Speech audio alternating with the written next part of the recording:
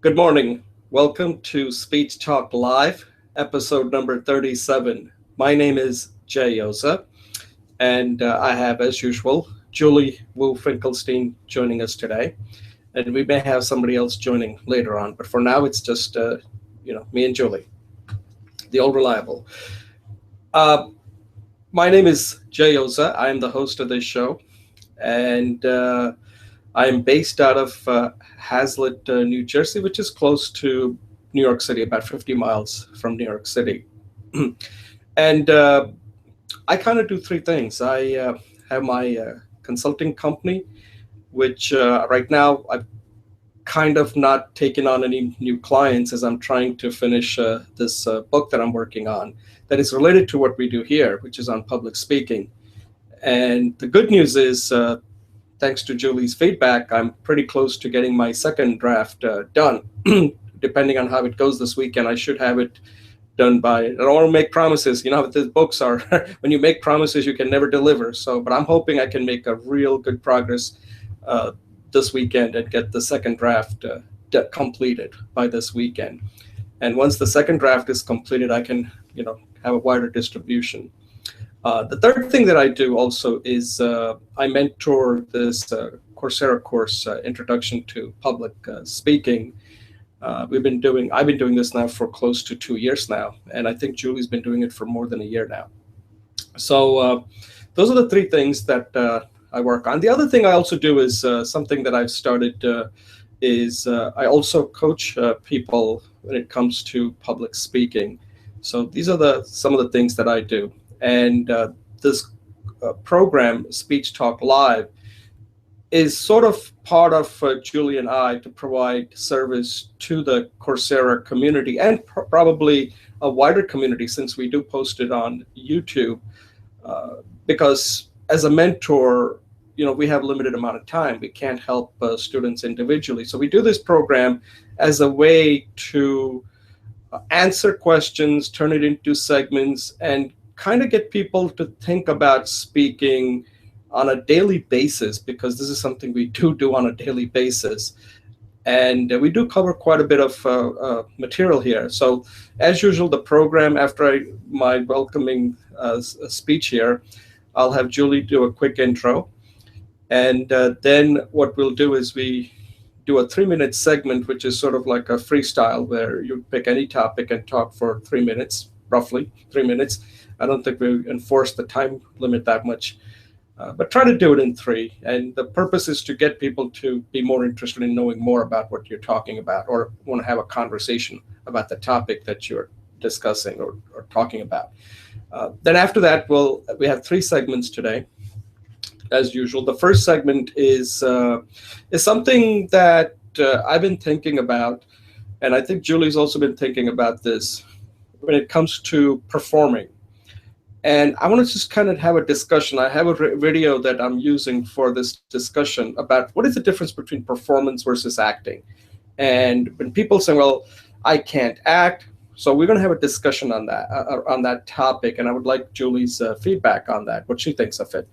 The second segment, I will hand it off to Julie, because she has recorded a video on creating your identity. One of the things that we are always interested in is creating a message, which is more of how the customer or audience or people see us. But first, you need to know, how do you see yourself? And Julie has given quite a bit of thought on this topic, and she's recorded a video, and I'll let her kind of walk through, kind of summarize the video, and even review the video for us on what she thinks of it, because part of that video is she not only wants to teach this concept, but also she wants to become a better speaker doing that. So I'll let her facilitate that segment. And the third segment I kind of threw in there is something that we get asked, and Julie and I are both over 30 now, and the questions we often get asked is, what would you say to your younger self? It's a common question, and it's something that you have to think about. And in the video, I've given the advice that I would give, and I'd like Julian to talk about the advice that she would give, and we'll have a discussion on that. So that may have nothing to do with speech, but still, it's a kind of question that you have to think about. It's kind of related to the second segment about identity. Like, so these are the topics for today. And at this point, I would like to have Julie introduce herself, and then we'll move into our 3-minute speech segment. Julie, take it over.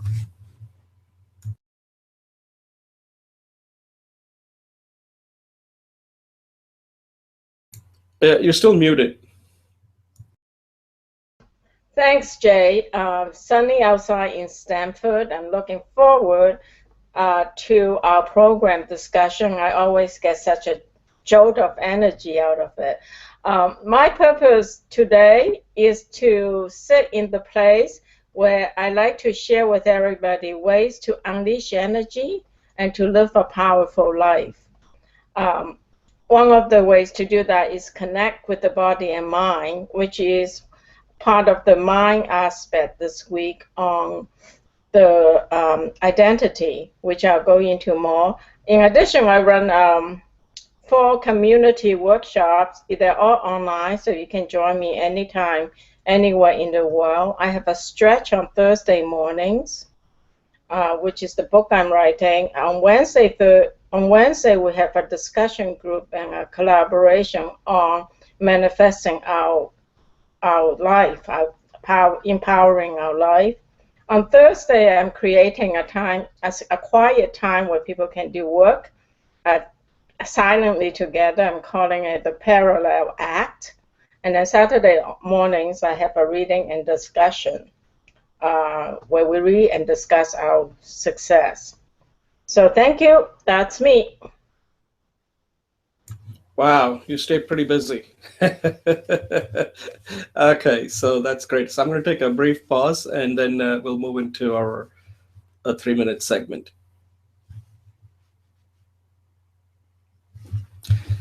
Okay, welcome back. My name is Jay Oza, and this is Speech Talk Live, episode number 37. And we're moving into our 3-minute segment where we pretty much can talk about any topic.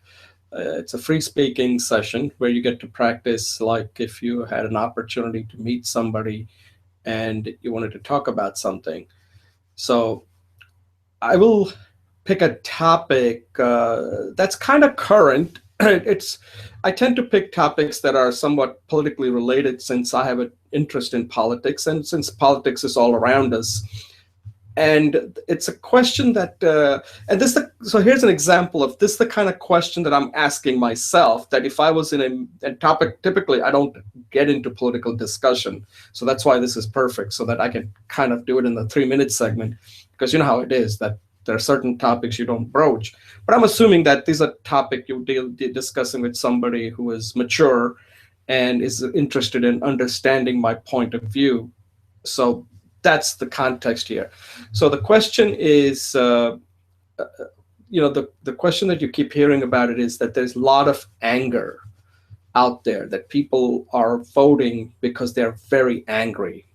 So I thought about this. What does that really mean? Like, what is this anger? And people are angry. And the question is, what is the cause of the anger? And the cause could be quite a bit of things, right? Could be many things. People feel like they're not making the progress. The middle class is being left behind. The costs are going up on everything, college education, you name it. Everything seems to be, price seems to be increasing. The lifestyle, the standard of living that the middle class used to enjoy is no longer possible because the housing prices are going up. The people just cannot afford certain things that we kind of took it for granted, like college education, and kind of move upward in life.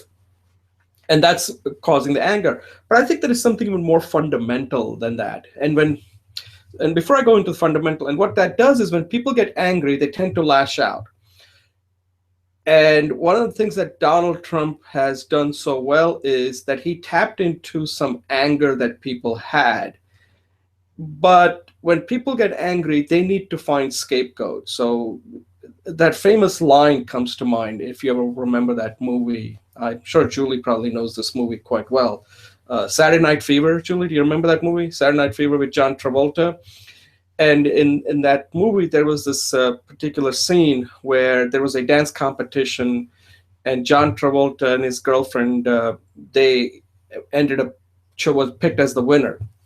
And John Travolta was not happy because evidently there was a Hispanic couple, I think they were Puerto Ricans, that did a better dance, and John Travolta felt that they should have won, but it was rigged. So they gave him the award, and John Travolta, as he was leaving, because his friend were all congratulating, when John Travolta, I forgot his name, the acting name he had, and he gives the trophy to this Hispanic couple, said, "Listen, you are better than us, you deserve it." And John Travolta's girlfriend is not too happy about that. And as they were leaving the nightclub, the discotheque, he says, that the way it is like, we dump on this, people dump on everybody, and that's how life works. And he was just not happy that people cannot be fair about things, and it's always like, we're going to get back at this group, they're going to get back at that group, and that's kind of what I see that's currently happening, that people feel that they're being dumped on, so the only thing they can do is dump on the people that are at the kind of the least powerful, and the least powerful tend to be these illegal immigrants who come to this country to have a better life. And that's a problem, I understand it, but the solution isn't that simple. And that's the anger, that's the result of what's going on, that people need to lash out at some group because they feel like if they don't, then how do they get even? They need to get even by lashing out at some group that can't lash back, and that's what I see happening. But the other thing that I can see that is causing a lot of anger is what you experience now every time you go out. For example, when you go to a concert or a sports game, there is so much that companies now try to nickel and dime you to death. You go and fly in an airline. Previously, you just bought a ticket and everything was taken care of. Now, the ticket is just for you to get on the plane, and then everything else is all, not to get on the plane, just to able to clear out the security, essentially. You have to pay for luggage, you have to pay for so many things, and after a while it just drives you crazy. Like, you go into a hotel and there are so many miscellaneous charges. You take a look at your phone bill, there are so many miscellaneous charges that after a while you just can't make sense of any of this stuff. Like what exactly are you really paying for? So just recently I went to ship a package at Staples, and in the past you just took a package and they would have a tape there and you could tape it. And I just noticed that when I went there last week, there was a sign there that every time now, if you want your package taped, you have to pay $1. And for a minute, I just got like really angry. I said, wait a second, they're going to charge me $1 for a tape? I mean, like, these companies need to be that greedy that they need to make money from a tape? Like, how much is that costing them? And I was like really angry. I said, these companies, they just don't understand. They're just going to take advantage of any opportunity they get. And if this keeps happening over and over again in everything you do in life, that after a while you just feel like there's this entire system that's out to get you. And that results in anger. And it's like a pent-up anger that you feel like I have to lash out at somebody. So I can understand the anger that people are talking about, but I don't think people are explaining what that anger is. It's not anger that illegal immigrants, I don't even see any illegal immigrants. I mean, there must be around, but they don't really bother me, right? But people feel like they have to get back at somebody to feel like that, hey, I am now being, I can take out my anger on somebody. But nobody's addressing what is the real root of this problem. And I think it's something that people need to think about, because if not, things can get out of control very quickly. And if you remember, in Germany in the 30s, people were angry there. And we had a guy named Adolf Hitler who took over because he was willing to say things that people thought about, but they were not able to express. And look what happened. Now, I'm not saying that's going to happen in America, but you know what? It doesn't take much for things to completely go out of control. So I just hope that people are thinking about these kind of things and are having that discussion among friends and people, so that people can get this anger out and bring it out in the open. And what is the root of the problem? What's causing all this anger? So I hope people do that. Okay, Julie, your turn. Thanks, Jay. I really appreciate that. Of course, the Republican nominees were speaking, delegates were speaking yesterday. So I didn't watch the whole thing. I saw snippets of it. So thank you for that. I agree. We need to look at the root of the problem and not get carried away with the drama. So, okay. So, Jay, it's yet last week. Again, I'm Julie, and today I'm going to talk about another way to hack at unleashing that power that's already inside your body. And Jay reminded me that one of my messages is that the body and mind are not separate. And so when you unleash energy from your body, you can use that energy for both your physical processes as well as the projects in your life, the emotions, your relationships.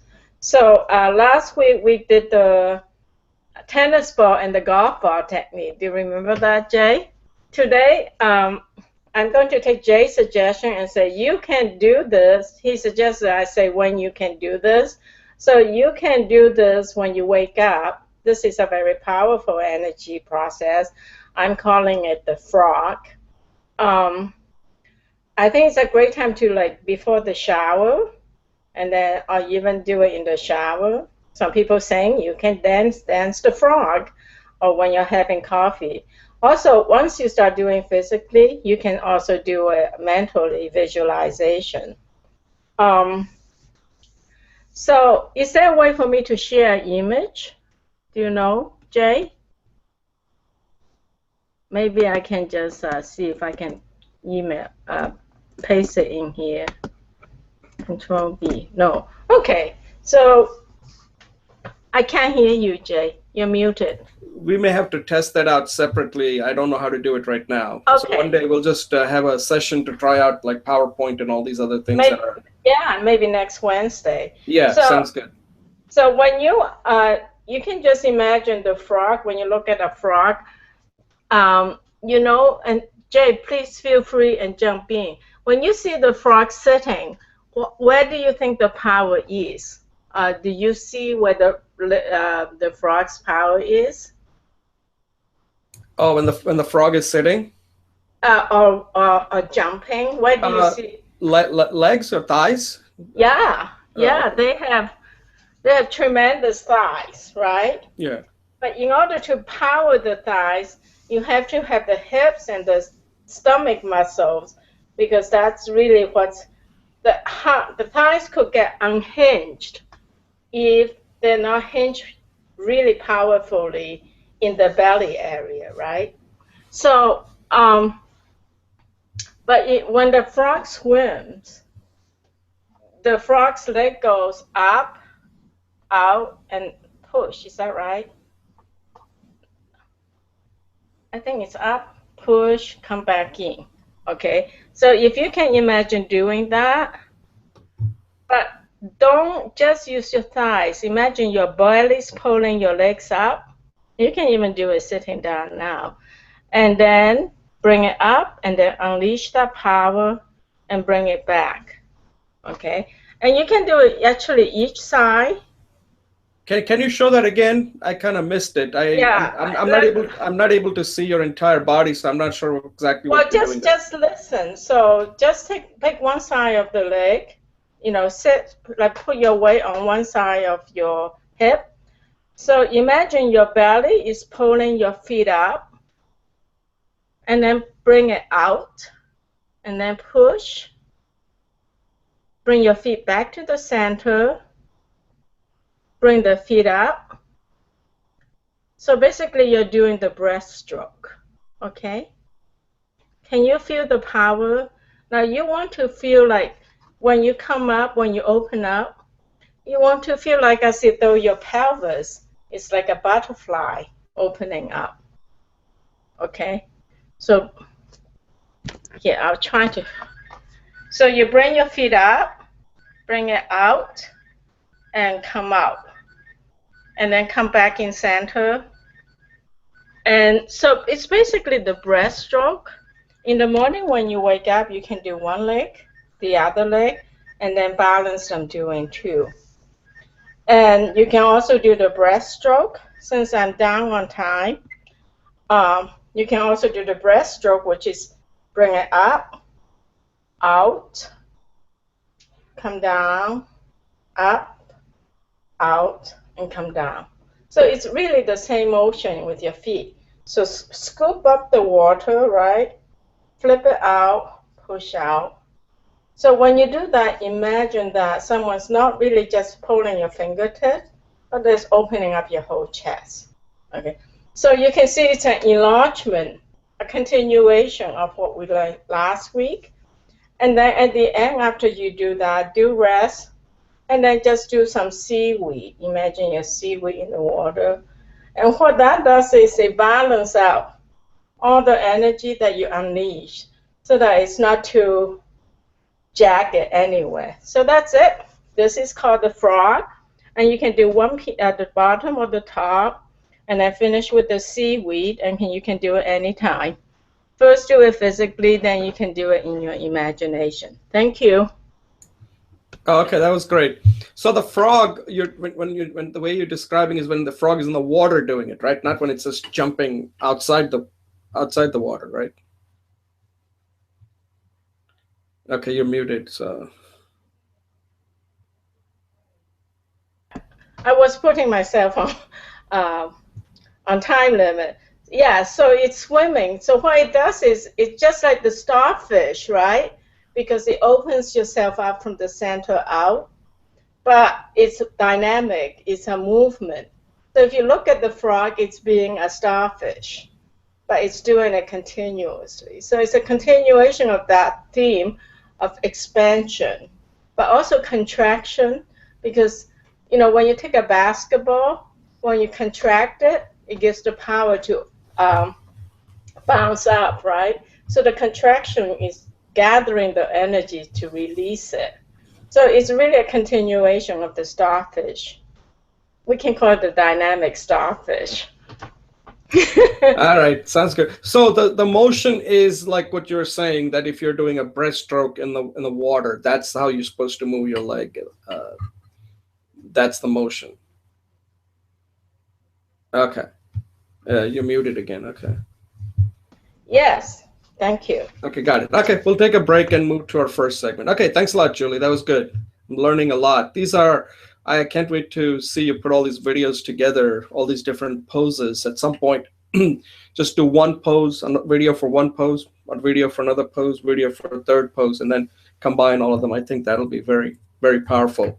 And that could be a course right there, the energy hack that you're working on.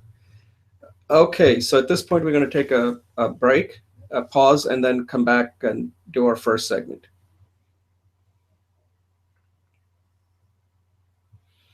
Okay, welcome back. This is Jay Oza, Speech Talk Live, episode 37, segment 1. In this segment, we're going to have a discussion around this concept of putting on a performance when you are speaking. And I think this is one of those topic that needs to be discussed, because it's a word that gets used a lot, and people, I believe, are not really clear on what does that really mean. They think like they have to somehow be out of their element and put on a performance like an actor does. So I thought that we need to spend and explain what this really means. Because when you think of performance, we think of actors putting on a performance in movies or in theater. And that's not what we're talking about when it comes to speaking. Because when you look at an actor, for example, let's just step back a little. When you go see a movie, you are going there to be entertained. That means that an actor has to create a reality that's not part of your experience. If it were part of your experience, then that actor isn't going to be able to create any kind of reality that's going to be any different from what you already live with every day in your life. right? Like we go see a movie about war. That's not part of our reality. We go see a movie about love. That may not be part of our reality either, depending on, certain kind of love. So there are different kind of reality that they have to create. And that's why we pay money. Either we go see a Broadway play or we go see a movie. So those are actors that are really good at what they do to create that reality that we can experience for the time that we're watching the movie or we're watching a play. Okay, so that's what a performance is of an actor, and that performance has to be from start to finish. Otherwise, if they're not performing from start to finish, then you feel like, my God, I wasted my money. Where was this performance that I was paying money for? You're expecting that, and they have to deliver. Now, when you're speaking, the performance is different. You are essentially creating a performance of who you really are. Now, for some people, that could be naturally who they are. They just are very open. But it's not that simple, because sometimes you want to reveal things about yourself, but you don't want to reveal too much to the point where you become a kind of sympathetic. So it's a really a fine line. Like if somebody gets on a stage and starts crying and cannot control himself, that person is becoming too real. It's becoming, that person is now not performing. It's becoming more of that person is pretty much going through his experience right on the stage. And I'm not sure that is the kind of performance we're talking about. The kind of performance as a speaker is that you are trying to communicate some topic. Like, let's say I'll just use Julie as an example, where she could be talking about, she's presenting a topic on these exercises that you do for well-being. And that is a performance because she is kind of bringing herself into the presentation. She's not just saying, hey, by the way, let me just tell you what I read and just go through that. But she's not bringing herself into that presentation. Then I'm not sure as an audience, that's what you want to hear. It's not something you can resonate with. But then when she starts bringing herself more and more into that presentation and said, but let me tell you, here's what I do when I get up in the morning. Here's what I do when I'm, down or not feeling happy. Here's what I do when I have a backache or this ache. So right away, we're now saying, hey, I'm now understanding this topic that she's presenting. And she's essentially becomes at that point a first party actor, but she's putting on a first party performance like what she just did when she did her 3-minute segment. And that's the kind of performance that I'm talking about, that when you're giving a speech, you're not going to try to be an actor. That's not what you do. You have to bring out more of yourself so that the audience can really relate to who you really are. And that person shouldn't be different if they were to meet with you one-on-one later on saying, hey, I liked your topic. Can we have a further discussion on that? Now, it's not like you're going to be able to replicate that kind of performance, but the deltas shouldn't be that different, right? Like actors, there is a big difference. An actor putting on a performance is not the same as the actor after you see the performance. That's going to be a big difference. But as an individual, you're trying to narrow it to who you are in your performance and who you really are yourself. There shouldn't be a difference. So if that makes any sense.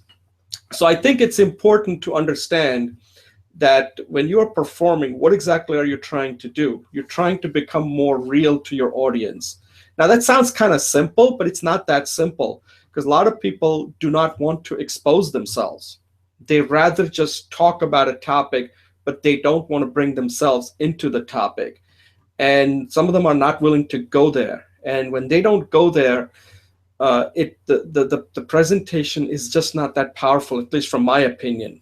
So that's what I think, and that's how I understand it. Because first you have to understand this, so that then you can work on some kind of a performance hack on how to create that performance that makes you memorable and makes your speech really powerful. So I'd like Julie's thoughts on this. What does she do, like when she's take when she has a speech and she needs to put on a performance? Does she even think of it as a performance? And how does she make it real to the audience so that they really understand who Julie Wu Finkelstein really is when she's talking about her topic? Thanks, Jay. Yeah, so I really like this discussion because I know you're a big fan of Michael Port's, and I actually was introduced to Michael Port by you, and he talks about acting. But I really like the distinction between acting and performance and what you call the third-party actor. So I think what a third-party actor is being using the professional skills of acting, taking on the personality of another person.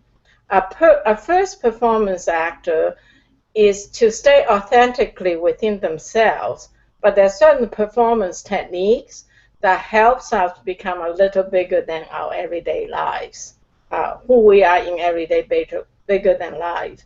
So for example, I tend to be a soft speaker, but when I'm coming on here, I've been practicing to speak louder. And so I need to do more of that. But I noticed that even today when we start talking, I am louder when I'm here than in my everyday life. But actually, this might be useful for me in other areas too.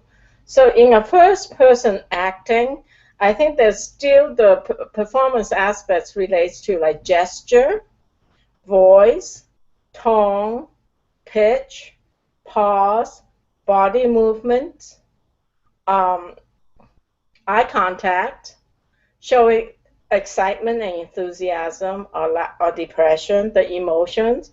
So it's basically using our body as a tool to convey thoughts and emotions and our core values. So I think our authentic selves can be looked at as three major components: our core values, our feelings, and our thoughts, and how our behavior comes out of that. So maybe four, if you like, and they're really all interrelated. So as a first level actor, I think what you're saying is stay authentic, stay in true alignment with how you feel, what your core beliefs and values are, and how you think. But develop certain behavioral skills so that you become a little bit more dramatic, and so your message can come across more clearly. But staying in authenticity and then make it more professional, using the professional tools to become more dynamic. And I think those are great points. So that's what I got out of it. Thank you. Yeah, I think you summarized it quite well. What I was saying, and the main thing that I'm trying to get across in that video that I recorded is that when you are speaking, see what happens is that the reason why, one of the things that I've used in the past, I always call a speech sometimes that's given that kind of hits all the points, and I call those speeches, these are typically the kind of speeches you get in a business setting. And for some reason, they seem to be popular and people have picked up. I call these speech boring good, right? They're not bad speeches, but there's nothing there. That speech could be given by somebody else. That's how I look at it. So let me simplify it further. If you give a speech, and if that speech could have been given by somebody else and could have communicated the same subject, then that means that, to me, that means that was a third-party performance. It wasn't a first-party performance. But if Julie's giving a talk on energy hack and she's bringing something that's unique to her, then that at that point is not a third-party performance. It becomes a very much a first-party performance, to the point where she is now using her own experience to explain the topic in a way that only she can. And this sounds somewhat complicated, like, oh my God, I got to know so much. You really don't have to know a lot. I mean, the word authentic seems to be used a lot out there. What does the word authentic really mean? authentic really means is that don't be a phony. Be yourself. And be yourself means that a lot of times when people are speaking, that's the last thing they want to be. They think that they are performing, but they're performing in a different. So when we look at a bad speaker, and a lot of times what happens is that sometimes you meet somebody and the way they talk to you one on one, and when that person is suddenly on the stage, you don't recognize that person. That person is now putting on a third party performance. And what I'm saying is that that person is not an actor. His third party performance is going to suck because that's not what he's talented in. What he should do is take himself and make his first party performance even better. And then he will be able to resonate with the audience.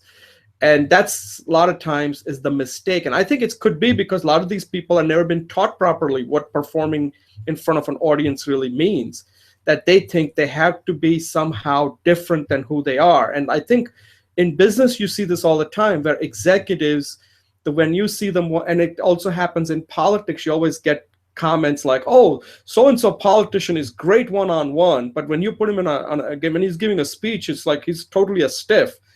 And that means that that person has not been taught what a performance is all about. And a lot of politicians are not relatable. They come across like politicians. When one of the things that makes Donald Trump so attractive to people is that he really is a first party performer of, like him or not, this is not about whether you agree with his message. But I think if there is a perfect model of a first party performer, I would say a good example is to look at Donald Trump. Donald Trump is not going to look and sound any different if you meet him one-on-one. He will be that same person.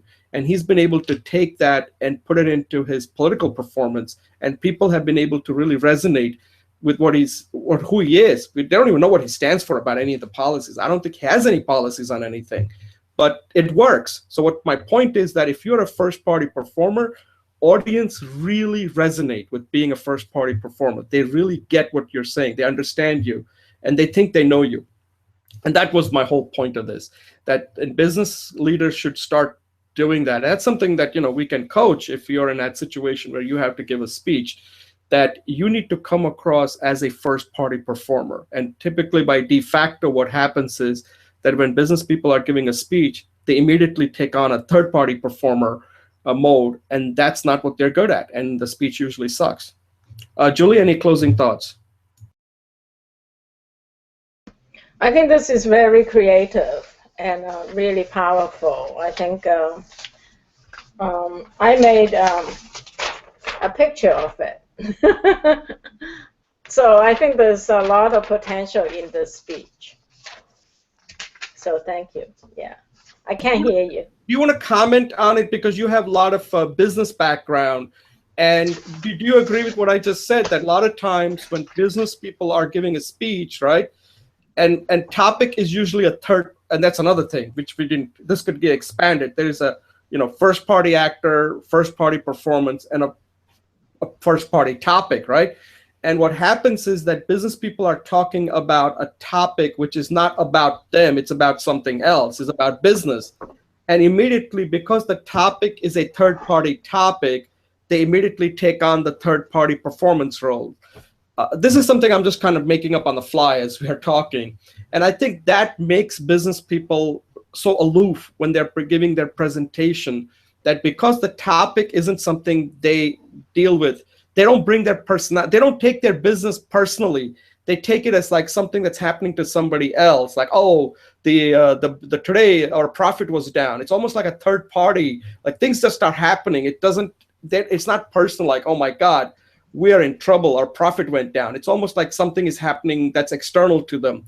And then when they're speaking, they come across like that, a third party performer, and they don't resonate with the people. And in business, this seems to be quite prevalent. So I just wanted to get your thoughts on it since you have a real strong business background. Thank you. Yeah, I think what is happening is our culture is switching. One of the ways people say is that we're moving from a mechanical world to an informational world, but we're also moving from, like mass marketing to customized marketing. So when we were growing up and in our business, we are supposed to be objective. because the knowledge and the power was in the quote-unquote scientific process, and you're supposed to move the person out of it. But in doing that, you kind of threw away some of the babies in the bath water because of the information age, and because of the power of the information technology, right? The mega databases, the internet, that now we can be individual again, and we can be passionate. And so I think what you're saying is put yourself back into the picture. We know that what you're saying, if your profit is gone, or if you're talking about, like me, about how to become more successful, we know that there's scientific basis, but we want to know why you think it's so important. So put yourself back into the picture. Don't just be objective. Show me your passion. You say, show me the beef, show me the passion. I think that's what you're saying. And this is liberating from anybody who's speaking in business world, because then they can really tap into certain behaviors of gesture, tone, volume, pitch, and not have to worry about being objective. Take the message, take the facts, and then dramatize it in your own personal way. So I think you got something really amazing here. Yeah, so one thing I will point out is, after listening to what you just said, and I'd like to get your thoughts on this, I think entrepreneurs can do this well, because for them, their business is very personal. They started it. Like Steve Jobs, like Bill Gates, or some of these other people, because they started their company. There is that deep attachment to that, right? So for them, their business is personal. But when people haven't done that, like, for example, what we do is very personal, since we are trying to create this, right? So we bring this as part of who we are. Entrepreneurs can do that. But when people are not entrepreneurs, they just get a job, or they just are being hired, they don't show that, or somehow they're not trained that they have to make that very personal. It's very hard for them to do it. I don't know what the answer is here, whether it's a matter of training, or it's something that they just have to internalize, like, oh, I am now a vice president. How do I internalize it? Or am I still working for somebody else? And when they have that mode that they're working for somebody else, they take on that third party role, and it's very hard to get out of it. Whereas if I've started the company, I always remain. The company is always my first party when I'm talking about that company. And anyway, that's a pretty broad topic, but that's one of the things I think might be happening in the business world, where people in the company are not being trained properly to how to view their existence within that company. Yes, so I have to speak to that. Okay, go ahead. I have to, because I was reading this astrology chart, and then I read this wonderful book, but I haven't read it, but I got this wonderful book. Can you see it? It's called The Originals, or Originals, okay? So this is the year of destruction, or the year of disruption. So everything's changing. So that leads to two things. In a time of revolution, Mao says revolution is not a tea party, right? The question is, where do you find your stability? Where do you find your center of power that drives you? Those of us who have had this corporate career, we always want to do things right, because the power of defining what's right and wrong was outside of us, okay? But a hacker, they know what's right in their gut. They can't tell you. But everything they do, they are checking it. Is this right? But not to the world at large, to their own gut, okay? In this year, this is a year of innovation, because along with destruction of traditional ideas is the birth of new ideas. You can call it the year of the destruction, or you can call it the year of creation. this year everything's going to change. This is a very dynamic, stressful, traumatic, creative, potential, joyful year. So what you're talking about, like what is a personal performance, is a shifting of the power from the organization into the individual if they want to take it. If they don't, life is going to be very stressful because the world is changing and there's no stable definition of right. So if you want to get your boss to say you're right, it's a tough times for you.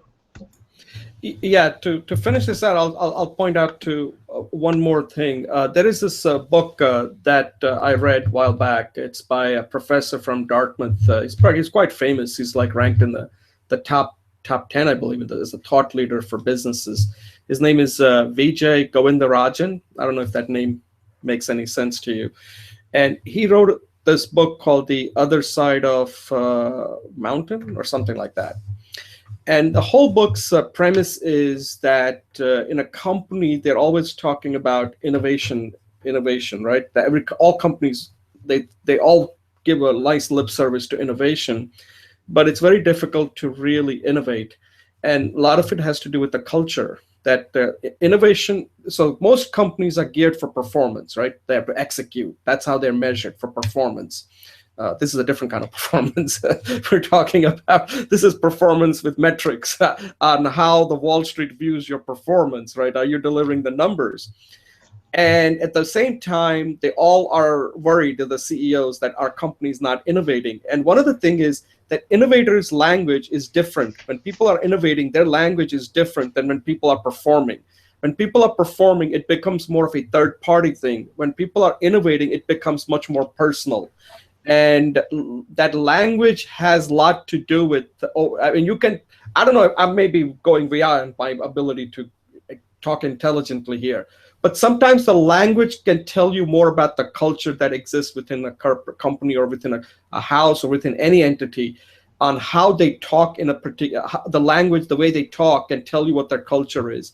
And if you're a culture that fosters innovation, and if you listen to a speech given by somebody, that will show you whether they have an innovation culture or not. And if that same person sounds more like they're talking like it's a performance-oriented company, then they're going to have a very tough time innovating. So again, it goes back to that when people are giving a business talk, when a company is measured on performance, they just can't sound that personal because they don't live it. That's not who they are. Anyway, I think we're stretching this too far now. We're going to have to do revisit this from a business standpoint, like why these business presentations suck. So maybe that's something I'll jot it down on how to make business presentations more interesting.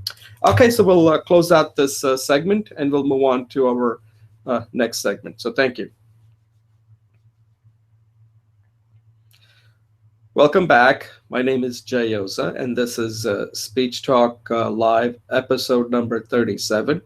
And this is our second segment of this show.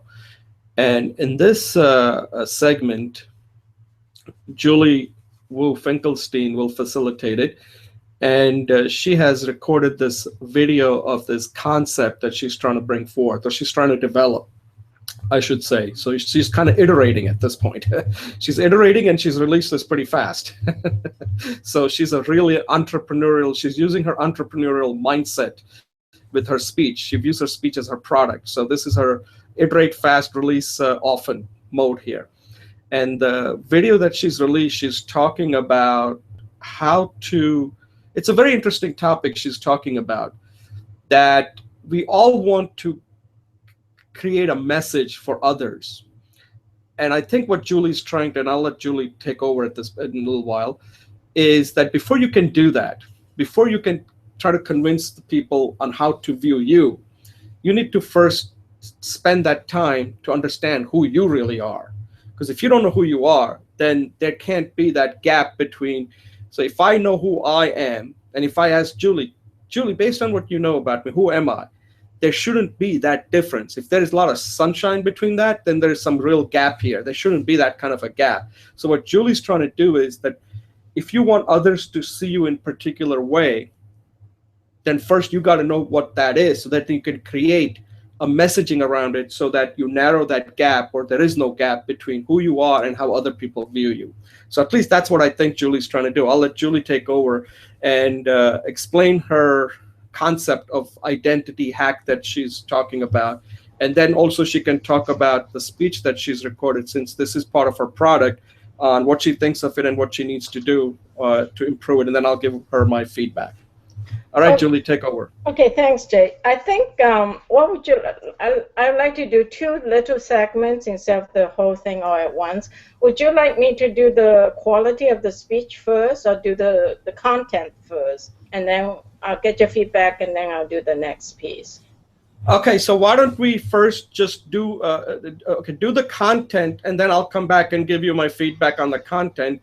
And then after that, you can then review your speech on what you thought of the speech that you gave. If you want to do that, that is. Yes. I'll leave that up to you. Yes, okay, if absolutely. you want to do that. Because this is your recording, so I don't want to tell you what to do here. So why don't you just focus on the? Why don't you first explain the identity? Summarize it. You don't have to redo the whole video. Identity hack. What is the main message you're trying to communicate if you had to give this speech in front of an audience? And what is it? And what are you trying to accomplish with this? Okay. And then after that, you can then. I'll give you the feedback on what I think, and then we can move into the actual reviewing the speech. Okay, thanks, Jay. So basically, you're right that I created a little product on it. I have a PowerPoint workshop, and I've delivered segments of it the past few days with the people that I coach and the people I collaborate in a coaching relationship. And the feedback I got was this was something they didn't know they need, but it really made them feel more powerful, and it hit the nail on the head. Okay, so I'm very, very excited about the potential of this.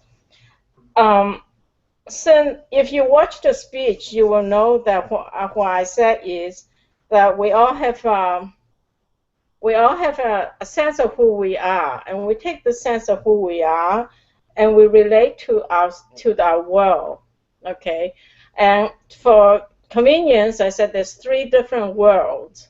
One is our inner world. Our inner world is our relationship with ourselves, who we are, who we feel we are, who we think we are. And also out of that comes our visions and our missions and what's important to us, our core values. And those things then drive in our relationships with, and I'm loosely creating a personal world. Those are like our significant others, not just our one significant other, but very private, very deeply personal and important relationships to us. So spouses, partners, either in business, in life, and of course children. And then there is what I call the larger world. And still there is the work world, which is, in my view, not as significant as the personal world, but it's still, perhaps it is another sector of the personal world. Okay, and then there's a society and community at large. Who we are drives all that. Okay, but right now we kind of do it willy-nilly because we don't think of it in this way. So one of the things about technology, methodology, and power is like a laser beam. It focuses the energy. So when I was able to work with these people, they have a much better sense of who they are. So for example, this one woman, she was a healer, but I have her talk about who she is, and she said, I'm a body worker, and I do this kind of body work, and people get this kind of experience. The next day she called me up, she said, am I just a body worker? And I said, no, but we didn't finish the workshop because of time limitations. I think had we gone on, you would find out that you were a teacher, you were a magician, and you were a healer, and you were a fighter, because she says, yes, I'm a samurai. Okay. So the fact that she identifies herself with these, what I would call personal archetypes, it drives her. because at this point in her life, she was stuck. She didn't know how to craft a business or a job. She didn't know whether to get a job and get a business. And how many of us are in that segment, right? She wants to get a job, she doesn't know what jobs will make her happy or rich or whatever. Now she has a resource that she can use as a priority check to get the job she wants. Similarly, like I talk about the musician, now he has a basis to have a sense to say, this is who I am, and this is what my music speaks to. And he can relate his personal stories to it, so that when he talks to a journalist, he can give them a nice little packet of story that the journalist can use in an article. So in a job interview, the first few minutes, you always just chit-chat. It's not for nothing, right? They're trying to figure out who you are. So once you have these tools and you know who you are, you have the stories that bear that out, you have examples, and you've already used the speech techniques to link that message up, you become very powerful in any situation. So that's the content of it. So I have a structure technique, which is a little bit different than the lean speech method, and it's a little bit different than the hack and identity. I started off with hacking. I'm calling it today the craft method, in that like if you were an artist, if you were working with a piece of wood or a diamond, the form is inside the material. So our job is to respect that and surface that. Okay, so it's a little different than hacking. It's a little bit different than LSM, but it uses some of those techniques. But we want to respect and relate to the innate dignity that's already inside the individual. So that's my content speech. So I'll get feedback from that from you. Thank you. Yeah, that's great. I like it. I think what you said was absolutely correct. That a lot of people, when you talk to about this, and they're going to say, well, they think they know what their identity, or a lot of people haven't even thought about it. Like, to be honest with you, I need to do that too, because I need to figure out, what is my real identity? Because unless, I think in some ways, I think we've gone over this once, that curiosity is my own identity, that I'm kind of curious, and how am I using that to help others? That's what I need to figure out. So I need to go through this. I think the reason why you're calling this a craft, and this could be just a matter of semantics. The reason I think the hack is that a lot of people don't want to spend a lot of, the reason why I like the word hack is because hack has this notion that you don't have to figure out in one setting, that you can start it and it doesn't have to be completed, but then you can, it's okay. It gives you permission to revisit it and keep hacking it till you feel that you're comfortable. When the name changes, then people feel like, oh my God, I got so much pressure. I got to do it in this one setting. And that's what I don't want, like a speech. I don't want to create the impression that speech is, because otherwise you're trying to get them to become perfect. And hack means that you're never perfect. Hack means you got the permission to keep improving it till you're happy. And again, it may never be perfect. It's one of those curve, asymptotic, is that what it is? Like it never really touches the line, it just keeps going. I don't know, my math might be screwed up here, but I need to review that, so take that back. Maybe it's not the right word, but you know what I'm saying, that hack means you're just kind of getting incrementally getting closer to closer till you feel like, I think I got it, I think I live it, I think I know it. And for some people that is a process. It's not going to happen in one setting. It's something that they have to think about. And what I like to do is to get them to start thinking that way. So then they can work with you and come back to you and saying, hey, I've been hacking. Now what do you think of it? And you can kind of guide them. So I don't know. you're using a different word. Are you still trying to do the same thing? Because a lot of these things are kind of personal too, where people don't want to think that way about themselves. They haven't even thought about it. And for them, it's a big step up to start thinking after all these years they're doing something. They think their identity is already set, and it can also change, right? Sometimes people want to change their identity of what they're doing. Like I'm trying to change my identity. I was a techie. I don't view myself as a techie anymore. So I've gone through an identity change here. If you had asked me a decade ago, maybe more than that, I would have said I'm a techie, and then I would have said now I'm more of a business development person, not as a person, but as a more like a profession. And now I'm doing what you're suggesting. I have to find myself inner thing and then bring it out to the people. So things have changed according to my personal life after listening to your talk. And I said, maybe there is more here that I need to think about. And that's the hack that I need to go through, because it's not something I'm going to be able to figure out that quickly. So anyway, so I definitely agree with this content.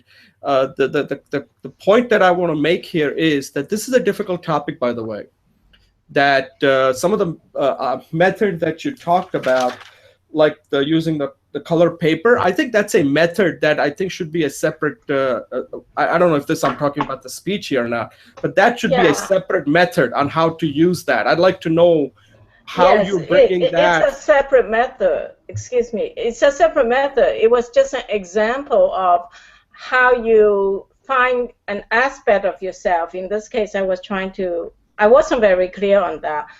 I was trying to say, I want to tell people that I'm more than a techie. So I want to say I'm creative and I can think out of the box in a business way. So I found this example in my life, which is a real example. Right. So I crafted the message, how in the impromptu speech it says you need to get an idea, and then you want to bring the supporting document, the supporting fact, and then you want to link the idea, the warrant. So that was an idea. The idea was I am a creative person. I'm not just a techie. The fact was, here's what I did with my life. And then the third, that one, the same thing. This is an example of I actually did that, okay? I just didn't use my own personal experience.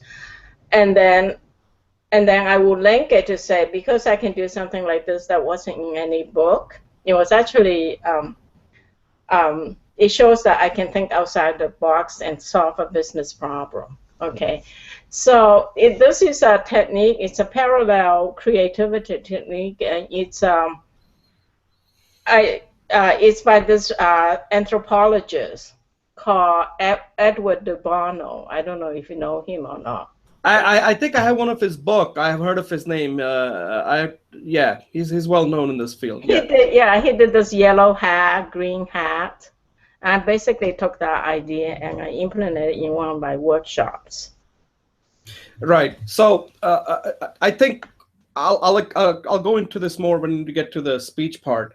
But the point that I wanted to make about the content is that this idea about identity hack or crafting an identity is a very important topic. That and I think you do cover this as far as. Like the way you start with asking questions. Again, I think I'm going into the speech part here, which I don't want to. I think I'll save it for the second segment. Yeah, so I think overall, let's conclude this. I think this identity is a very important thing, and you get people to start thinking about it, and then show them a method on how they can start thinking about it, and then if they need further help, what they can do, because this is not a simple thing for many people. It's going to be very difficult because they have to think in a way that they never thought about. Okay, thanks. Okay, so now you can go into the speech part. Yeah. Okay, so yes, so first of all, in terms of calling it a craft or a hack, we can talk about that offline. And I think there may be both. A lot of times you have a quickie process, and then you have a more more comprehensive methodology. So you have rapid development, RAD, and then you also have system lifecycle. So it may be that the crafting is more the system life cycle, and then the hack, there's still a hacking technique to it. So just want to answer your question about hacking and crafting because that's important title, right? I mean, the title is important, right? Secondly, I think I try to incorporate a lot of your suggestions over time, and I think you're a great teacher and a great coach. So two or three things I was trying to incorporate into the speech was, like you said, I try to ask questions. But I didn't just ask questions. This time I really tried to figure out and visualize if I were them, how would they experience this, and then ask a question so that I wasn't just asking a out there question, like a third party question. I was trying to bring it into a second party question. I know the speech isn't very smooth, but what I am finding is that these are works in progress, right? Because we're doing this and I'm learning, and I want to take Malcolm Gladwell's approaches. It's going to take me like 10,000 speeches before I become really, really good. But it's probably going to take me 1,000 or 2 speeches before I become quite good.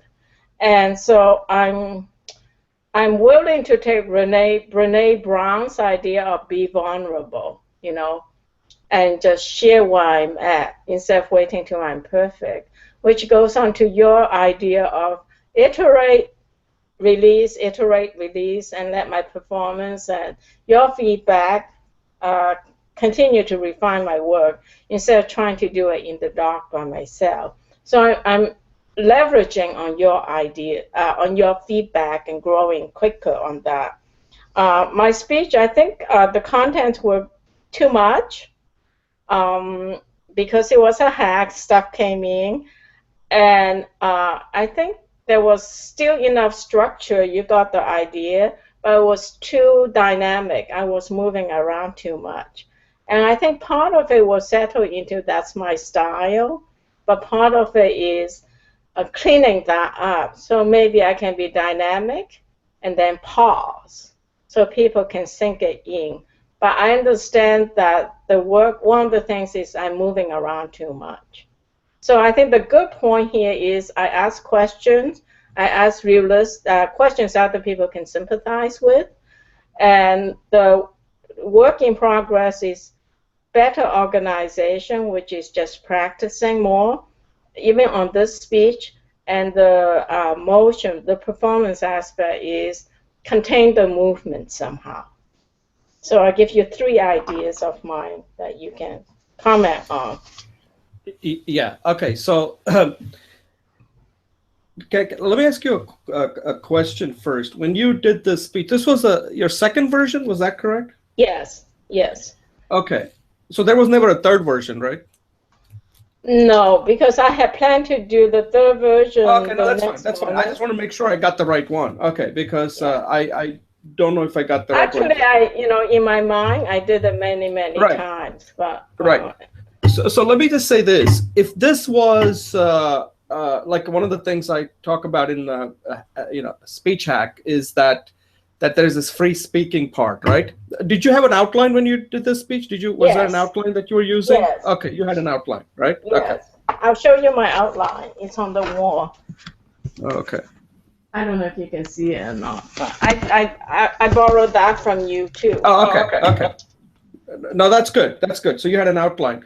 So this was more of a free speaking. Would you agree, or this was okay? So that for free speaking, I thought it was excellent. Okay, because that's what a free speaking should be. That you went from start to finish. It doesn't have to be perfect. So I'm not going to nitpick on like, oh, there were these things, because if it was a free speaking, like if I was coaching you, this is what I would want to see first. This is what does your free speaking look like? Okay, so that gives me something to work with.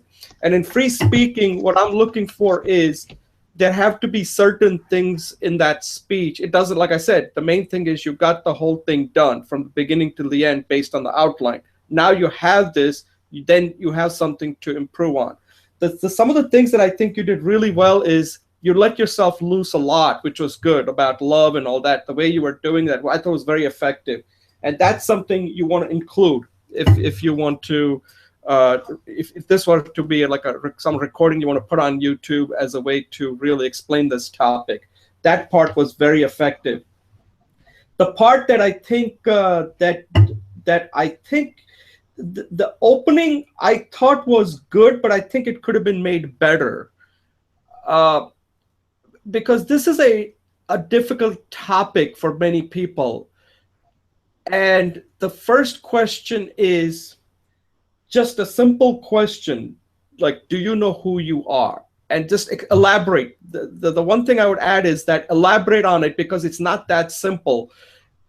And one thing you do after that, when you ask a real question like that, like, do you know who you are? Stop. Let me repeat that again. Do you know who you are? Why am I asking this? Like that. Like spend some time on it. Elaborate more on it. Like, there's got to be a reason. Like, why are you asking that question? Do you know what? A lot of people out there don't even ask that question. They don't even know who they are. And this talk is about that. How do you find who you are? Because if you don't know who you are, then how are others going to know who you are? Like that, right? And you asked, I think there were questions asked. There was like one after another, but the fundamental question was still, who are you? You know, who are you? And then one of the things that I always look for is, so let me tell you who I am. And this took me a while to figure out, like that. So personalize it right from the beginning. Like, okay, so let me tell you, before I go into this, let me just tell you who I am. And let me tell you, this was not easy. But now I've developed something that'll help you to come up with who you are. This crafting your own identity. And within that identity, there is this hack you can try, you know. Ask yourself, who are you? Write down certain things. Are you compassionate? Are you curious? Well, who are you? Because first you got to know who you are, because you all have a mess, and then you can go into that example. So let me give you an example of my friend, that somebody I'm working with, who's a musician. And first, he has written this exciting music about love, but he has to himself know who he is first. Otherwise, he's not going to be able to bring it out to others. Others are not going to pay attention or give a lot of attention to his music until they know who he is. Then the music starts making sense. So that's an example that they're using. And this method that you use, oh, and another thing I'll point out is, and I don't do this either, so I learned from watching your speech, that when you use the word hack, you've got to define it. What does hack mean to you? Because hack is not a word that everybody out there, because I just noticed it when I was talking to my father, and I was using the word hack, and he was like, what do you mean by hack? So I had to explain to him what I meant by hack. And I think then he kind of got it. But hack is not a word that you can expect. You got to assume that a lot of people out there don't know. Then the other thing is some of the methods that you can talk about, and if they're deeper, then say I'm going to have a separate video that'll go into that color method, which I'd like to see how that works.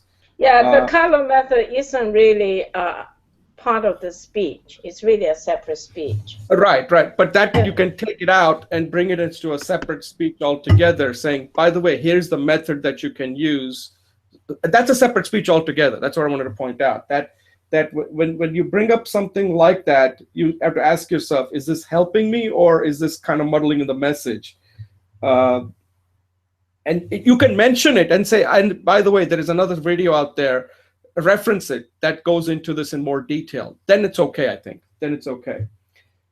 And then I like the way you brought, so the main two items I have here is that pauses are very important. That's something I'd like to see you do more. I think you are very loose and very relatable when you started explaining about Mickey's music. I thought that was very effective. Let's see what else. Right. I just think this whole thing about why this identity is so important, you do have to spend some time on that. Like, why is that important from different angles, like you were explaining, right? So let's say, and you can use yourself as an example. So I'm currently, coming up with the redefining my identity. A lot of people are redefining their identity if they want to. People get certain age, their old identity cannot be anymore. And that's why people have to keep re-examining their identity routinely, because it changes. And you can't think of yourself as like like a lot of professional athletes have this problem. At one time, they were very good athletes, but their identity now has changed, but they can't, they just can't accept that their new identity is not that of the guy who was an athlete who was getting all this adulation, and a lot of them just can't deal with it. Same thing with somebody who's very successful as a child actor. Their identity is now changing, but they just can't accept that. So that's kind of important to mention if you're going to talk about identity, and why you need to keep reviewing this, because it does change. And like you were saying, our world is changing fast. Your identity can also be changing that fast too, and how people view you. Because we know we're aging, right? Age is something we all go through. When you're young, your identity is one thing. When you are working, your identity is one thing. When you move on to the next stage of your life, your identity is changing. So as it's changing, you got to know that. What is it? I may be going on.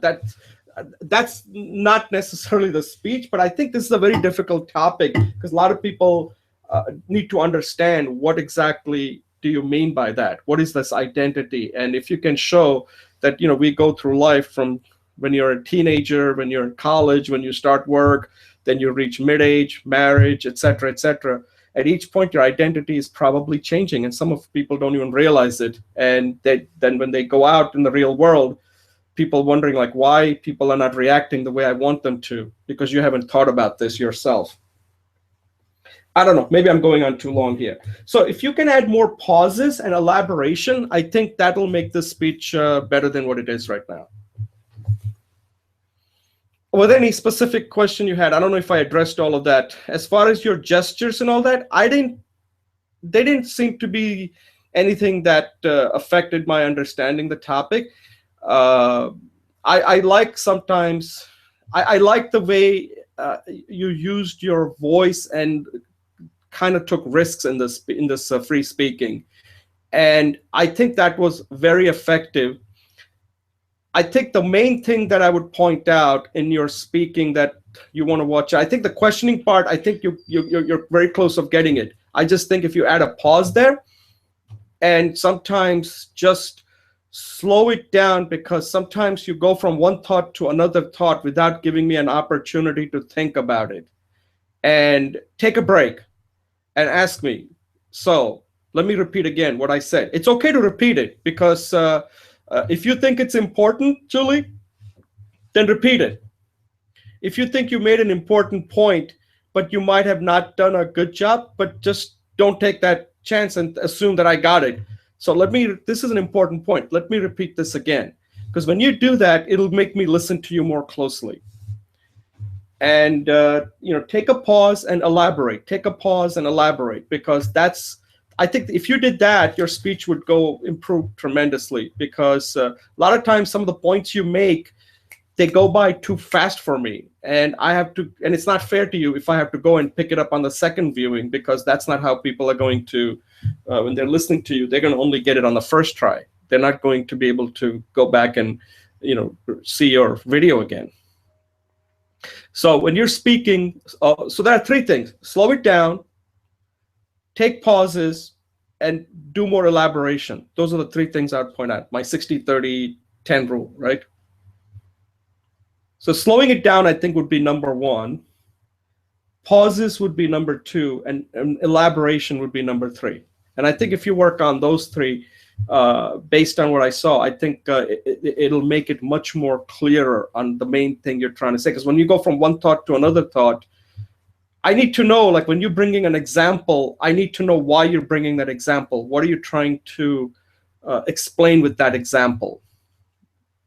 Rather than, so like anytime you bring up some anecdote or some research, I need to know why you're bringing up that research. Like, what is that? How is that enhancing my understanding of your topic? And including even your personal story. So like if you were saying identity, so let me just tell you about my personal story, identity. I used to be a professional worker. Now I am doing this. I'm thinking more about this, and that's why I wanted to explain. And that vulnerability, like you were saying, is very important. Vulnerability can only be used if it's going to enhance my understanding. Otherwise, just being vulnerable for the sake of being vulnerable doesn't work. Okay, any questions? I don't know, maybe I'm giving you too much here.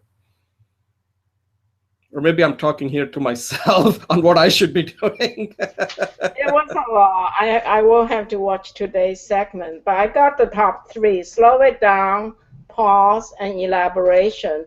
It might be fun for us to do a segment on this as an interview, where one of us interview the others, or as a dialogue. You and I could have a dialogue on this, Right. And make a segment of that.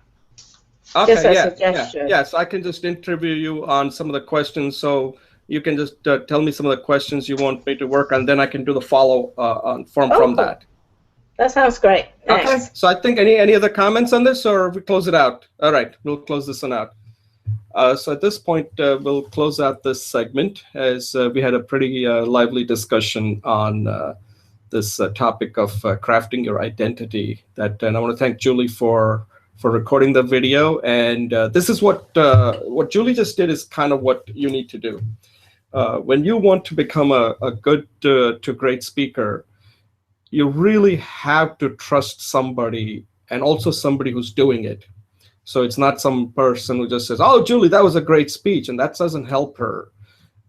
You need to be able to really be the toughest critic that Julie's going to find, not in a negative sense, in a constructive sense, so that you're tough, you're fair, and you're kind, because it takes a lot for someone like Julie to record something and expose herself to somebody else, right?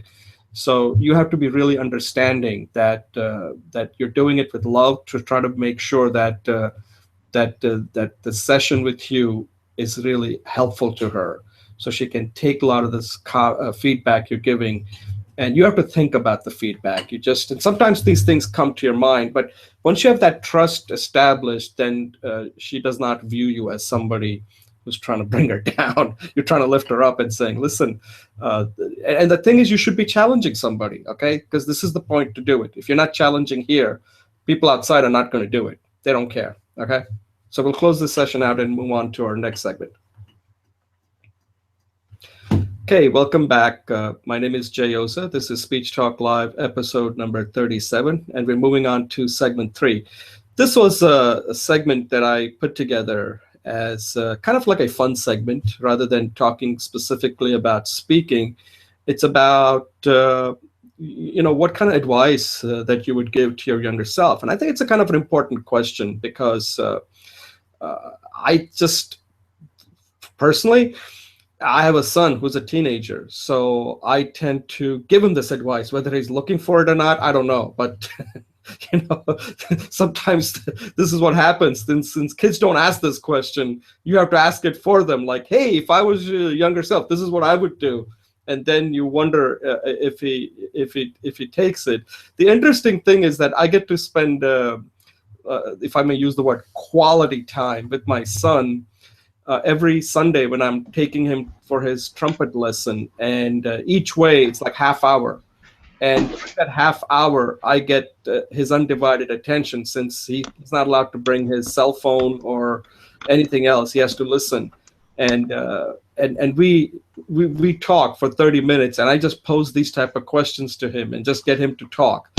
And just last Sunday, I asked him this question about, he wanted to know, like he was saying that he wanted to continue playing the trumpet after high school. And I said, look, personally, after high school, I really don't care, because you're going to be 18. And then at that point, I hope you can make the right decision based on your circumstances in school. Because if you have a heavy workload, then you're not going to have time to practice your trumpet. So that's when this idea came, that that advice that I would give to my younger self is to become really good at one thing. And I know there are a lot of advices out there, but the one that I would give up at the top is get good at one thing. Something that can stretch out for a long time, like music. Maybe it's something that people will notice. And if you have a musical skill, people notice that, right? If you can play a violin or a trumpet or any kind of an instrument. And I said the purpose of that is that it'll give you a lot of confidence, so that you can always show people that you have this one unique talent that is, above average, or it's very good, that can stand on its own, no matter whether you're young, whether you're middle age or old age, that you have it and that just remains with you. It gives you the confidence to do other things. So I said that's one of the reasons why I'm emphasizing you keep on practicing. Uh, hey, Julie, are you still there? Oops, I think we might have lost No, Julie. I'm here. Sorry, Okay. I had to juice up my computer, so I put Okay. myself on the blank fit. So I'll turn it back to I'll ask Julie's thoughts. So my advice was to become good at one thing, because it gives you confidence and it enhances your self-esteem, and it can help you in other areas, whether it's academic, whether it's love life, or whatever, business. You need that one thing and start developing it very early in life. It doesn't mean you have to become a pro at it, but if you're good enough, then you can use that as a kind of like a stepping stone, sort of like, hey, I did this once well, I can do anything else well. Julie, what you had something else? What is advice you would give to your Yeah, younger self? thanks. Yeah, I just think it's hard for me to give one, so I'm going to give two. One is improve your communication skills. Maya Angelou, when she was young, she had all kinds of trauma. She couldn't speak, but her family staged performances, and the children are expected to perform. But I think just performing, like what Jay was talking about, and also listening and empathy are really key skills. And and for myself, I always wondered why, like, people who are not nearly as smart as I am went further along in life. I think it's because my inability to communicate and perform. The second thing is similar to what Jay's, but a little bit different theme, is don't give up.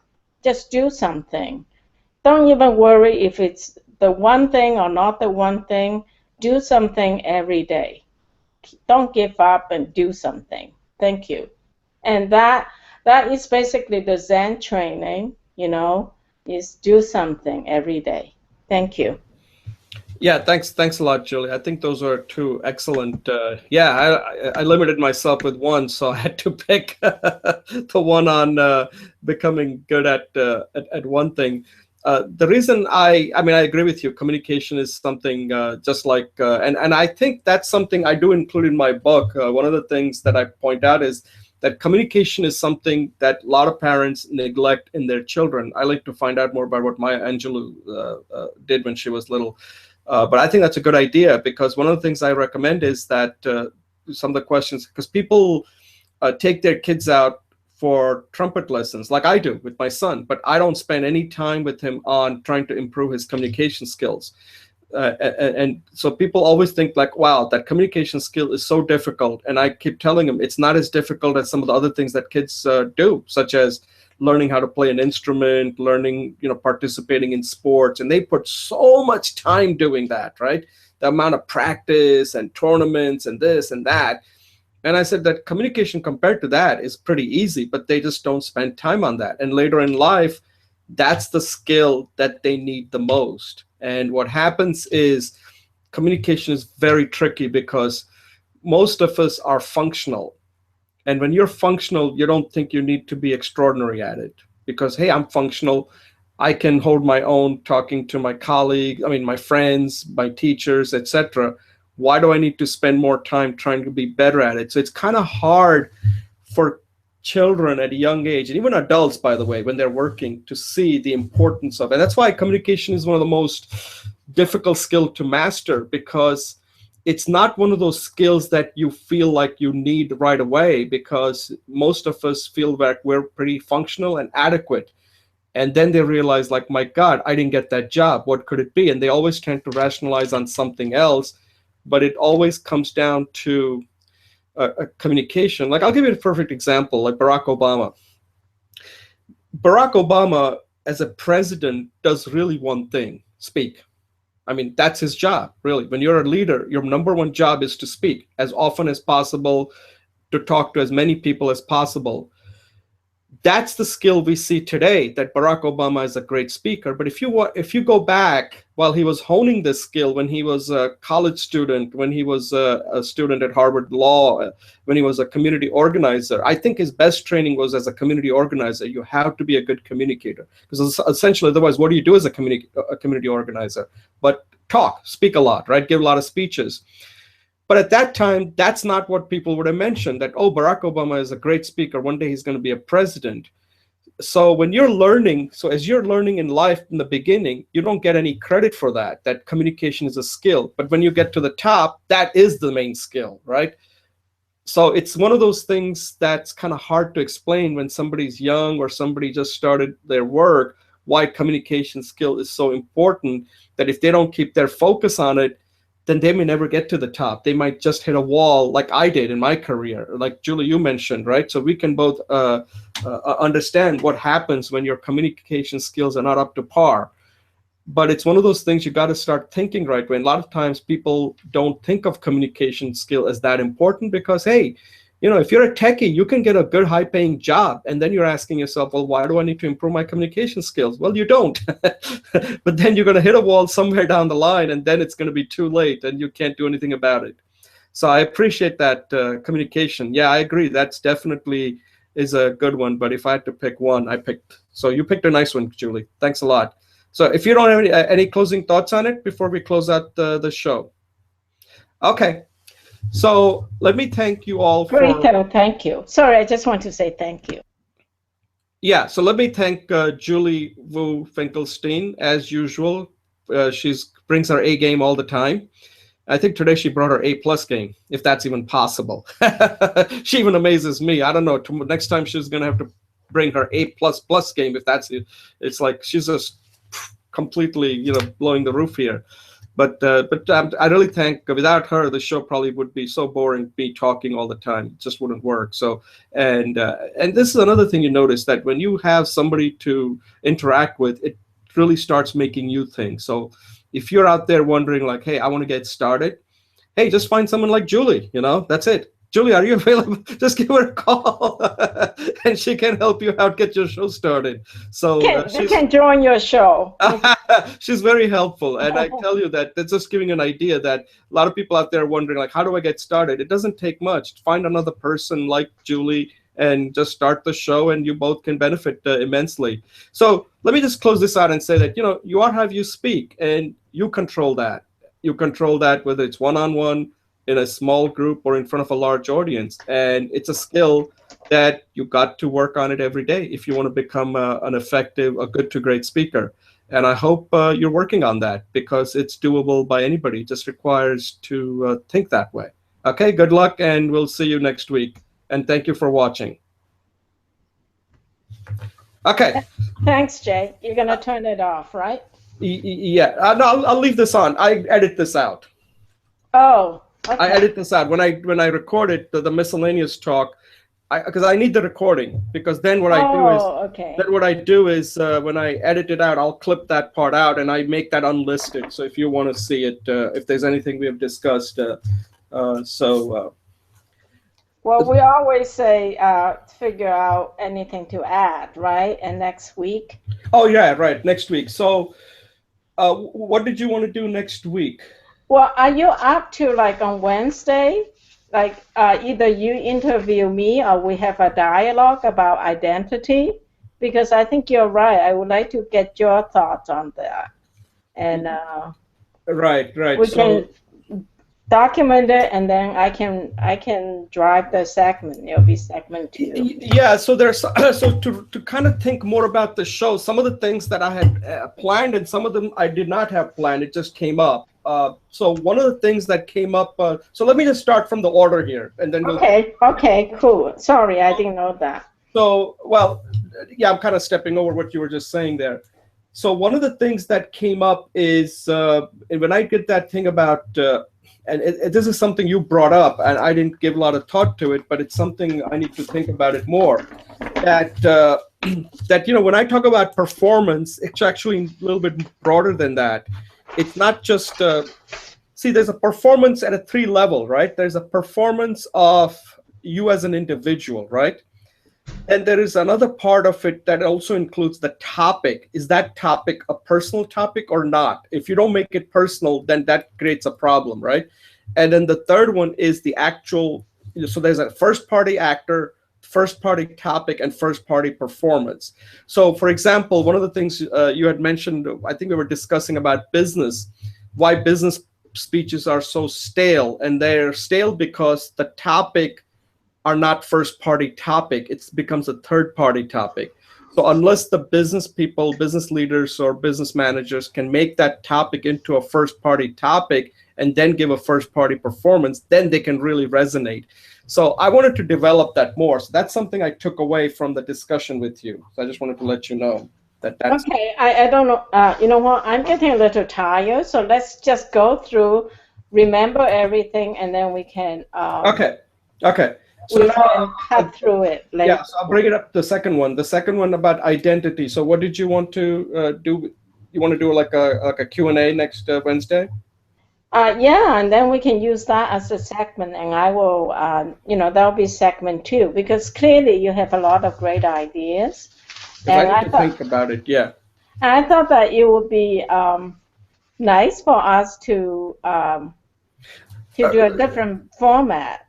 Right. Is this, okay, let me ask you, is this something you want to use for something? Because if I'm doing a Q&A, then is this something you want to use as a way of promoting what you're trying to do? Is that what the purpose of this is? Well, not that one. That one's just picking your brain. Okay. Yeah, okay. So that's fine. Then we'll just do a Q&A. Just send me some questions so at least to start thinking about, and then I'll come up with my own. Okay. Let's so we can do a Q&A, but we could just also like almost do a dialogue like what we do here, right? And then just somehow make it unifying and use that as a segment. So what I'm trying to do, and there's different formats, I just want to make that clear, is basically have both of us discourse. The word is discourse, DISCOURSE, on this topic of identity. Okay.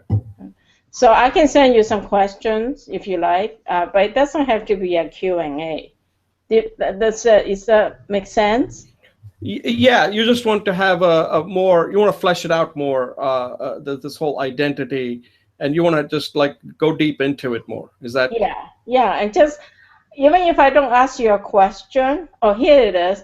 We will both have some questions, but if an idea comes up for you, you can talk about it even if we didn't set a question. That's what I'm trying to say. Right. But I think what would help more is if we use that for our own selves, like what is the identity that we have, that we want, that we think we have, like who are you, right? And you can go first, I can go next, and then that way it would be more constructive than to just generally talk about it. So we can use ourselves as an example. So you want to do like a mini workshop almost? Yeah, sort of like that, because if you can do it yourself, then you can talk about it with others. That, hey, like I said, you can only be a first party performer if you have done it to yourself first, right? Okay. But I will send you some. I have a structured process. Yeah. I've used it with 3 people differently. Taking pieces of it. It's worked really well. So I'll send you. I'll just send you the PowerPoint of the process. I have a PowerPoint on that, and then we can take what we want. You can take what you want. It's because the thing is that, like, I think you were doing this with Mickey, right?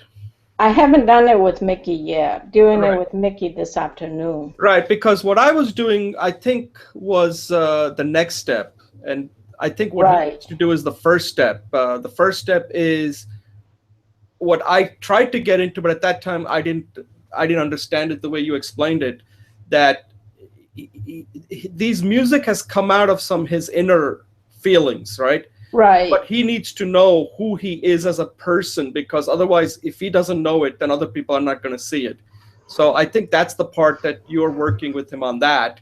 And then once he has that, then I can certainly work with him again on Exactly. trying to create that to the. I'm more into, see, you have this background of Eastern philosophy and all And that looks into psychology and to philosophy. look internally at person.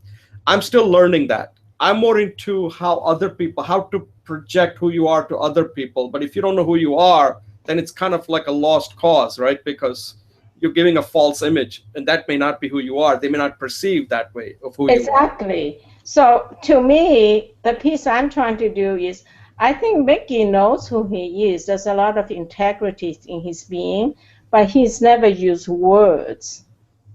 Okay. So he's never articulated it. He's never expressed it in words. Because he certainly expressed it in music. But he has to get it out of here, out of his mouth.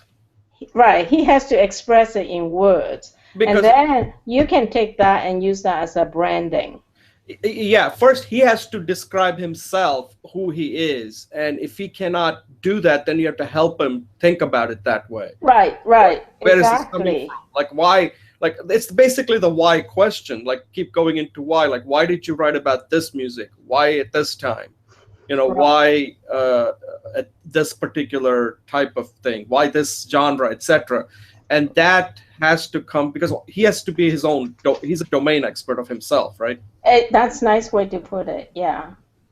So he knows his domain. You're just there to get it out of him, to pick his brain on what his domain really is. Domain might be more of a techie word, like like he's a domain expert. Yes, it's a nice techie one. I like the word Nice thing. domain. Right. Yeah. So if we can just even do it ourselves, it'll help us project. Yeah, let's do it ourselves. Because like I'm more focused towards speaking, so I have to come up with my own identity. Why am I doing this? So part of it is in the book, but I haven't expressed it like that. So maybe next Wednesday that would be a good. Well, let me just say, Jay, the whole idea of identity is different than role. Like if you're a speaker or you're a salesperson, you're still in the relatively outer realm of role. Like, so we want to go actually at a deeper level. Like I'm curious, I'm a discoverer. I like to share my knowledge with people, so I'm a teacher. I want to help people to do impossible things. I inspire. So those is like a deeper level of what I call core values, core traits, and out of that comes many possible roles. Because you could be a salesperson, Right. you could be a project leader, you could be a think tank person, right? As long as those traits are manifested, it's okay. So I'm really digging a little deeper. I didn't want to talk about that in the Right. Is this segment. what you're saying? Is this the same thing that Simon Sinek talks about with like start with why? Is that so you're applying the why to yourself? Like, he's talking more from why, from like why businesses do what they do. Like, why do you do what you do? Is this the why that makes you do what you do? I don't know his work, so I can't speak to it. But Okay, I'll send you his closer. I'll send you his link.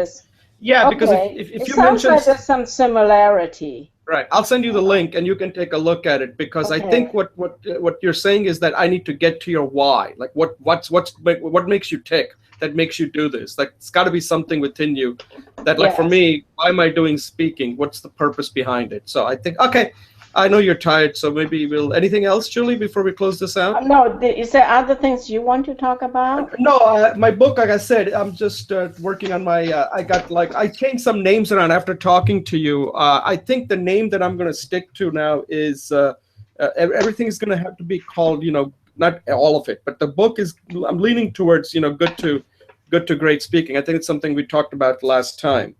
So I'm going to remain consistent with that. And I even noticed that that particular domain is even available. So I could even use it if I decide to go that way.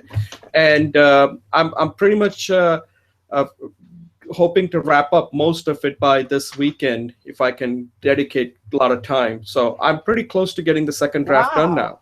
Okay. Right now, the point is that it's coming out to be. And then once the second draft is done, then I will send that out to you and Marius, and then I'll freeze it at that point. And then based on that feedback, I'll go through one more iteration and then get an editor and finalize it. Okay, so I'm going to check for content consistency. Yeah. Okay. Yeah, this is a great book. You might like it. I think I have it. Oh, okay. I have it. I have it, but I haven't read it. I had ordered it when he first announced that he was coming out with it. You know, I buy very few books in my life these days. I might actually buy this one. So I'm going to read it first and see. I'm the opposite. I buy too many books. I used to do that, but when I moved, I got rid of 70% of my books. I buy it on Kindle, so it's easy. I hate that. Yeah, I like it. So. All right, Julie. Okay. Thanks a lot. Enjoy your weekend. Okay, bye. Thank you. Bye. Are we on for Wednesday? Yes, 11, right? Yeah. Okay, great. Thanks. Okay. And you'll send me some information, right? Okay. Yes. Okay. Okay. Bye. Thanks. Bye.